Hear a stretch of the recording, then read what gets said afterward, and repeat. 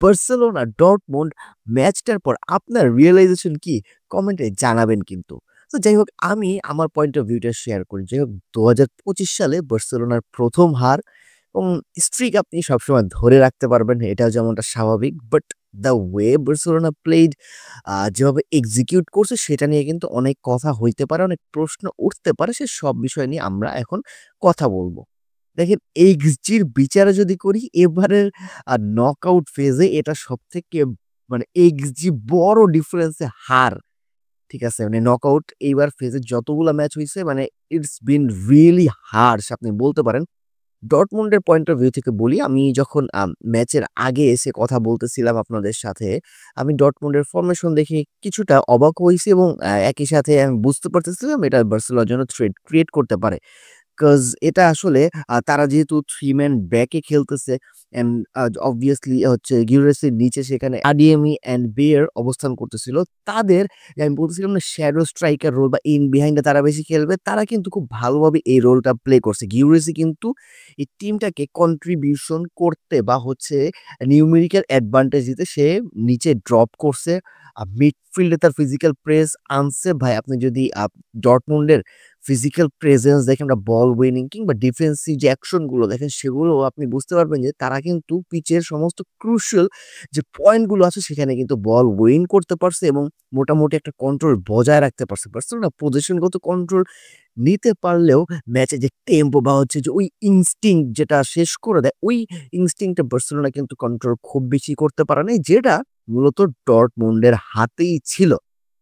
So Dortmund আসলে সেদিকটা থেকে কি করেছে? কৌতো মূলত তাদের রাইট ফ্ল্যাঙ্কটা অপারেট করেছে যে কিনা আমার কাছে মনে হয়েছে জেরার্ড মার্টিন তাকে মোটামুটি ভালোভাবে ব্লক করতে সক্ষম হয়েছেন। ডর্টমুন্ডের প্ল্যানও মোস্ট প্রবাবলি তাদের রাইট ফ্ল্যাঙ্কটা ছিল না।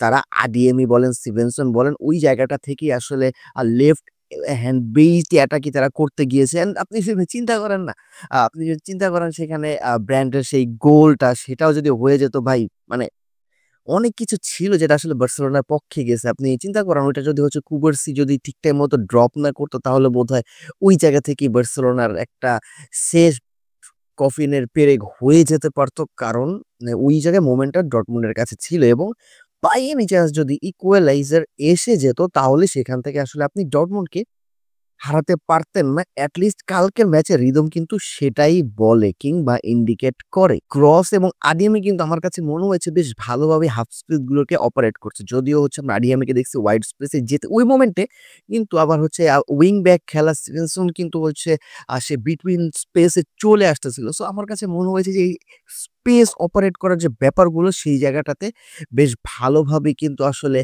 অপারেট করতে পারছে বরুসিয়া ডর্টমুন্ড অ্যান্ড বার্সেলোনার যে হাইলাইন সেটা ভালো রকমের একটা চ্যালেঞ্জ ফেস করছে ভাই ডর্টমুন্ডের কাছে। আপনি চিন্তা করেন না এই হাইল্যান্ডটা বেশ কিছু গোল যেমন ক্যানসেল করেছে তেমনি বড়সড় কিন্তু চান্সেস ক্রিয়েট করতে দিছে। তাদেরকে ওয়াইড এরিয়াটাতে মোটামুটি একটা ফ্রিডম দিছে বার্সেলোনা। বাট তারা কিন্তু সেন্ট্রালি পেনিট্রেট করার চেষ্টা করছে এবং আমার কাছে মনে হয়েছে সেন্ট্রাল ডিফেন্ডিং আ কোয়াইট ভালোই ছিল। আপনি ফ্রেঙ্কির কাছে বলেন সে ৭ টা ডুয়াল রিকভারি করছে। সেখান থেকে আপনি গাভির কথা যদি বলেন তার ডিফেন্সিভ অ্যাকশনও বেশ কিছুটা ছিল।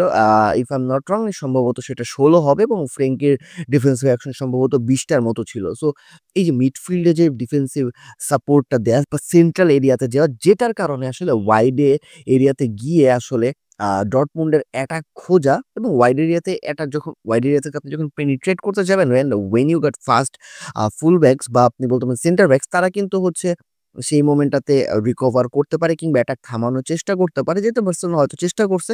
বাট থ্রেট কিন্তু each and every time Dortmund provide করছে যেটা বার্সেলোনার জন্য প্রবলেম ক্রিয়েট করার মতো ছিল কিন্তু। আপনি যদি ফাইনাল থার্ড এন্ট্রি গুলো দেখেন সেখানে কিন্তু আপনি বুঝতেই পারবেন বার্সেলোনা কিন্তু সেখান থেকে ভালোভাবে এন্ট্রি নিতে পারছে। বাট ফাইনাল থার্ডে গিয়ে যে গোলে ব্যাপারটাকে এক্সিকিউট বা কনভার্ট করার ব্যাপারটা সেটাতে আমার কাছে মনে হয়েছে বার্সেলোনা বেশ দুর্বল ছিলেন। সেখানে হয়তো ক্রেডিটটা ডর্টমুন্ডের ডিফেন্ডারদের কাছেও বেশ ভালোভাবেই যায়। পিচ ডমিনেটিং সাইডের কথা যদি আমরা বলি সেখানে কিন্তু আমরা মোস্ট অফ দ্য সাইডেই ডমিনেটিং ফেজে দেখতে পেয়েছি Borussia ডর্টমুন্ডকে which was not surprising তারা যেভাবে খেলেছে। সো বার্সেলোনার কাছে আমার কাছে মনে হয়েছে যে আন্ডারডগ থেকে না আন্ডারডগ হয়ে পিচে খেলতে হইছে। কারণ সিগন্যাল ইদুনা পার্কের ভাই এনভায়রনমেন্ট যদিও এটা মানে আমার কাছে মনে হয় এই যে ইয়োলো আর্মি যেটা সেটা খুবই ডেঞ্জারাস। বাট আ আপনি যখন চ্যাম্পিয়ন হতে আসেন এই সমস্ত এনভায়রনমেন্ট আপনাকে খুব বেশি একটা যে এফেক্ট করবে সেটা হওয়া উচিত না বলে আমার কাছে মনে হয়। আর নেভারদালেস বার্সেলোনা উইন করছে আমার কাছে মনে হয় রেজাল্ট ম্যাটার করে যেমনটা আমরা মাদ্রিদের ক্ষেত্রে এতদিন দেখছি। মাদ্রিদ বাজে খেলে অনেক ম্যাচ বের করে আনছে। এই জিনিসটা আসলে না দিন শেষে ম্যাটার করে যে আপনি আসলে কতটুকু আগাইতে পারতেছেন। সো আমি এই ব্যাপারটা বেশ আসলে অপটিমিস্টিক, পেসিমিস্টিক ওয়েতে চিন্তা করতেছি না। বাট কনস্ট্রাকটিভ ওয়েতে যদি আমি বলি আমার কাছে মনে হয় যে আ জেরার্ড মার্টিন আমি যদি ইন্ডিভিজুয়ালি একটু বলি সেখানে আমার কাছে মনে হয় যে জেরার্ড মার্টিন ওয়াজ ওকে। সে বাল্ডের মতো ওই প্রোফাইলের প্লেয়ার না বাট আমার কাছে মনে হয় he did really well apart from some uh miss passes he was really good আমার কাছে মনে হয়েছে। And de Jong, Gavi they were really good. But যখন পেদ্রি পিছে আসছে ম্যাচের কন্ট্রোলটা আমার কাছে মনে হয়েছে বার্সেলোনা সুন্দরভাবে নিতে শুরু করছে। ডর্টমুন্ড যে পেসে খেলতে চাইছে সেই পেসটাকে স্লো ডাউন করতে পারছে। প্রেস করে আসলে পেদ্রিকে খুব একটা লাভ হয় না। সে আসলে বল হোল্ড করতে পারে, ডেলিভার করতে পারে, প্রোগ্রেস করতে পারে ফাইনাল থার্ড এ সেটা দিতে পারে। সো ওই জিনিসগুলোতে আমার কাছে মনে হয়েছে যে পেদ্রি আসার পর থেকে মিডফিল্ডটা আমাদের কন্ট্রোলে আসছে। বাট ডিফেন্সিভলি আমি যদি বলি কোন্দে ওয়াজ গুড টু। বাট ওই যে যখন ডিফেন্সিভলি আমরা শেখই ছিলাম, আ কুবার্সি ১৭ বছরের কুবার্সির এসে হইতেছে পিচটাকে বা ডিফেন্সিভলি লিড দিতে হইছে। Can you imagine? যেখানে হচ্ছে আরাউহোকে এত প্রমিজিং ধরা হইতো, সে কিন্তু কোনোভাবেই ওই যে বার্সেলোনার ডিফেন্সিভ লাইন সেটাকে লিড করতে পারবে বলে আমার কাছে মনে হয় না কখনো। ক্লাসিক ডিফেন্ডার সে।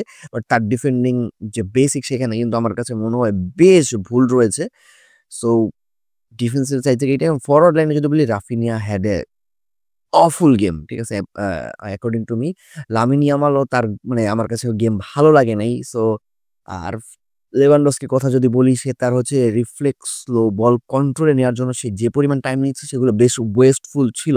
সো আপাতত ইন্ডিভিজুয়াল ভাবে যদি বলি আমার কাছে মনে হয়েছে প্লেয়ারদের কথা এইটাই। বাট যে নাইট গুলোর জন্য বা যে মুহূর্তগুলোর জন্য আমরা আসলে চ্যাম্পিয়ন্স লিগ দেখি সেটা আমরা দেখতে পেয়েছি পিএসজি অ্যাস্টন ভিলা ম্যাচটাতে।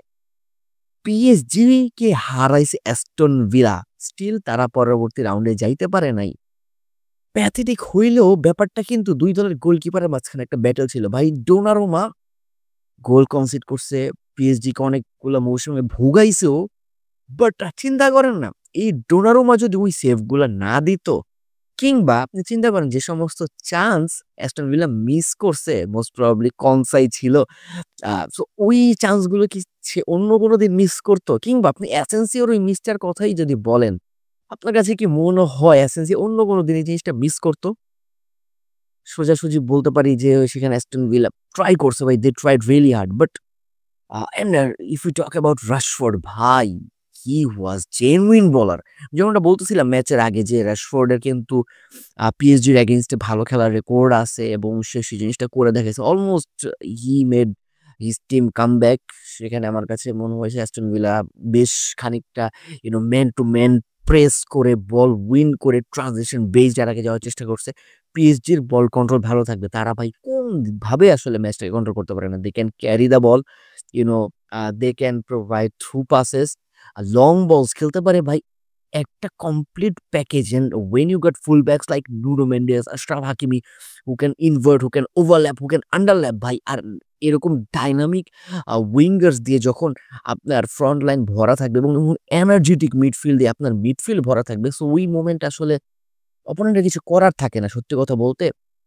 তারা ডমিনেট করছে বাট তাদের ওই হাই লাইন বা হচ্ছে বলতে পারেন প্রেসিং এর আ ফাঁকজোকর কাজে লাগিয়ে কিন্তু হচ্ছে অ্যাস্টন ভিলা চান্সেস ক্রিয়েট করছে। But kudos to you know the players of Aston Villa.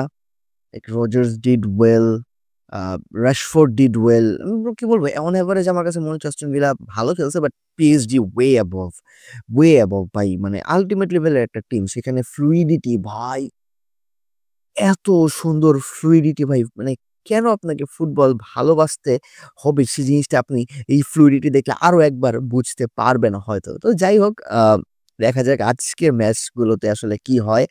So Barcelona and হচ্ছে পিএসজি তাদের জায়গা কনফার্ম করে ফেলেছে। পিএসজি অপেক্ষা করবে হয় সেটা আর্সেনাল না হয় রিয়াল মাদ্রিদের জন্য এবং বার্সেলোনা অপেক্ষা করবে হয় সেটা ইন্টার মিলান নাকি সেটা বায়ার্ন মিউনিখ সেটা দেখার জন্য। ম্যাচ শেষে আবার কথা হবে। টিল দেন সবাই ভালো থাকবেন। পিস।